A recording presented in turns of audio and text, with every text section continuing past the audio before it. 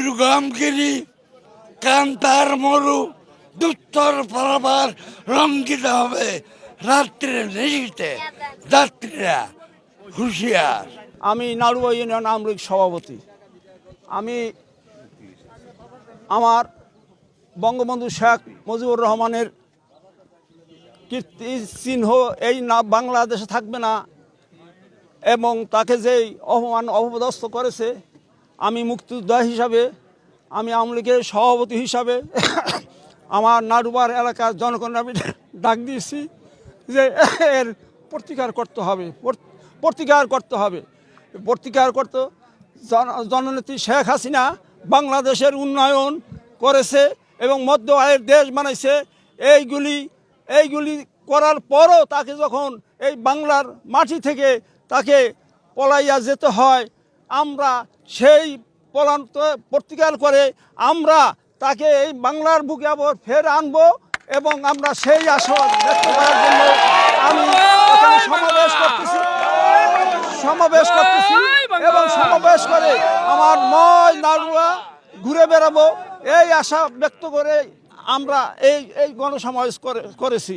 এখন আমার থানার ওসি সাহেব এসেছে, তিনি বলেছেন যে ভাই আপনাকে রিকোয়েস্ট করি, আপনি এসপি সাহেব আমাকে ফোন দিয়েছে, এখানে তিনি কোনো কিছু না হয়। এমত অবস্থায় আমি ওসি সাহেবের কথা রক্ষা করিয়া আমি আরেকটু কথা বলছি, আমরা যদি বঙ্গবন্ধু নাম মিলাদ পড়াইবেন, এ তো সব জায়গায় পড়াইব, কিন্তু আজ যখন আপাতত বন্ধ করেছে, আপনি এরপর যে কোনো দিন এদিক ওদিক করলে আপনারা করেন, সেটা আমাদের কোনো আপত্তি থাকিবে না। দুর্গমগিরি কান্তার মরু দুত্তর পারাবার রঙ্গিত হবে রাত্রে নিশীতে যাত্রীরা হুঁশিয়ার। তাই মনের সুখে ব্যর্থহীন কণ্ঠে বলে উঠি, কুসুমের ন্যায় কোমল, পাথরের ন্যায় কঠোর আমার এই সংগ্রামী বুক। তাই আমি মহান নেত্রীকে আবার ক্ষমতা বসাইতে পারিলে পাই আমরা। শান্তিপূর্ণ মিছিলের জন্য আজকে আমরা পূর্বের প্রস্তুতি ছিল, সেই প্রস্তুতি অনুযায়ী আমরা নাড়ু ইউনিয়ন আওয়ামী লীগ এবং সহযোগী সংগঠন ঐক্যবদ্ধ হয়ে আমরা শান্তিপূর্ণ মিছিলের জন্য আমরা আজকে বেরিয়েছিলাম। আমরা ঠিক আমাদের এই আমজাদ একাডেমির মাঠ থেকে বের হওয়ার আগ মুহূর্তেই আমাদের থানার ওসি মহোদয় সাহেব আমাদের কিছু নেতৃবৃন্দের সাথে যোগাযোগ করছে এবং আমাদের সভাপতির সাথে যোগাযোগ করছে। সভাপতিকে ডেকে সে কি আলোচনা করছে আমরা বলতে পারি না, কিন্তু সভাপতি যখন আমাদের সামনে আসলেন তিনি বললেন যে আমরা এই শান্তিপূর্ণ মিছিল করতে পারবো না।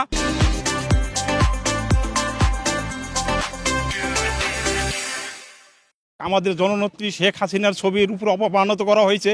সেই অপমানিত করার কারণে আমরা এই দেশে একটা শান্তি মিছিল করার জন্য উদ্যোগ নিয়েছিলাম, কারণ আমরা চাই শান্তি দেশে, আমরা অশান্তি চাই না। কারণ আমাদের জননেত্রী শেখ হাসিনা যেই বাজে বাংলাদেশটাকে এগিয়ে নিয়ে যাচ্ছিল, তাকে কিছু চক্রান্ত করে তাকে এই দেশ থেকে পালাই যেতে তার বাধ্য হয়ে করছে, কিন্তু সে ইচ্ছা করে যায় নাই। যাই হোক, আমরা সেই জন্য মিছিল করে মিটিং করে আবার পুনরায় তারে ফিরিয়ে আনার চেষ্টা করব ইনশাআল্লাহ। গণতন্ত্রের মানস কন্যা, বিশ্ব শান্তির অগ্রদূত, মাদার অফ হিউম্যানিটি জননেত্রী শেখ হাসিনাকে এই সেনাবাহিনী, গাদ্দার সেনাবাহিনী অস্ত্রের মুখে দেশ থেকে বাধ্য করায় এই প্রতিবাদে আমরা আজকে নাওডোয়া ইউনিয়ন আওয়ামী লীগ এবং এর সহযোগী সংগঠনের নেতৃবৃন্দ সবাই বিক্ষোভ মিছিল এবং সমাবেশ করতে চেয়েছিলাম, কিন্তু ওই অন্তর্বর্তী সরকারের প্রেতাত্মা ওসি মহোদয় আমাদেরকে বাধা দিলেন। যেখানে সারা বাংলাদেশে আজকে জননেত্রী শেখ হাসিনাকে দেশে ফিরে আনার জন্য সারা বাংলাদেশে বিক্ষোভ আছে, সেখানে আজকে আমরা এই প্রশাসনের বাধার মুখে সমাবেশ করতে পারলাম না। এখানে শুধু আওয়ামী লীগ নয়, এখানে দল মত নির্বিশেষে সারা নাওডুবার ইউনিয়ন জননেত্রী শেখ হাসিনার প্রশ্নে আপসহীন আন্দোলন করতেছিল। বিএনপি, জামাত, শিবিরা, সারা আওয়ামী লীগের প্রত্যেক নেতাকর্মীরা প্রত্যেক বাড়িঘর জ্বালাই দিছে, অমুকের ব্যবসা পর্যন্ত জ্বালাই দিছে। এই প্রতিবাদে আমরা শান্তিপূর্ণ মিছিল করতেছিলাম।